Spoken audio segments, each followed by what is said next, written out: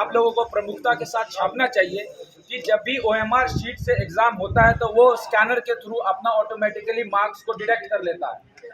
उसमें series wise चलता है, अगर ए सीरीज का कोई क्वेश्चन है तो दूसरा पेपर 2 जो होगा वो भी ए सीरीज का ही होगा। लेकिन जेपीएससी के इस एग्जाम में गलत तरीके से सीरीज ए के बाद पेपर 1 में, पेपर 2 में सीरीज डी को चला दिया गया। जब ऐसी त्रुटियां हुई तो मैनुअल तरीके से यहाँ पे जांच हुआ गया कॉपी, ये भी जांच का विषय है। OMR शीट को टेक्निकली ऑटोमेटिकली उनका स्कैनिंग होता है, लेकिन अगर सीरीज गड़बड़ा जाता है तो फिर मैनुअल तरीके से यहाँ पर कॉपी का जांच होता है, जो कि जेपीएससी में हुआ। जेपीएससी इस चीज़ को एक्सेप्ट करने के लिए तैयार भी नहीं है। जेपीएससी इस चीज़ को एक्सेप्ट करने के लिए तैयार भी नहीं है कि 49 अभ्यर्थियों का जो रिजल्ट पास आउट हुआ है उसमें OMR शीट गायब का घटनावश हुई है।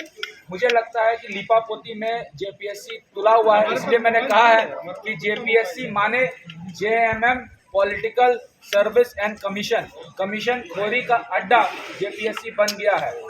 इसलिए मेरा आप सभी प्रिंट और इलेक्ट्रॉनिक मीडिया के बंधुओं से अनुरोध होगा कि जेपीएससी के मुद्दे पर लेकर सरकार को हम लोग तो घेर ही रहे हैं, आप भी सरकार से तीखे क्वेश्चन करें, क्योंकि सरकार जागने को तैयार नहीं है, सरकार हमारी बात को सुनने को तैयार नहीं है। और इसका ये परिणाम है कि JP पटेल को बिना वजह मार्शल आउट कर दिया गया, तो काफ़ी दुर्भाग्यपूर्ण।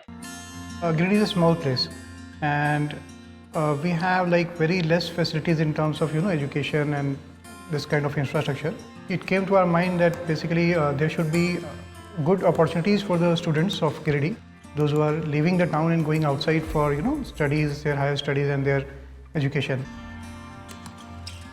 I wanted my son to start with the coding classes, so I researched it online. I got through all the reviews and everything.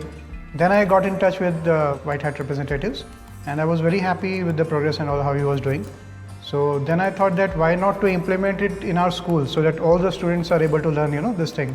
I started coding because we can make our thoughts real. We can interact with the computer.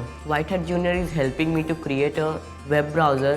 And I think on this part, White Hat is actually leading, on this coding platform.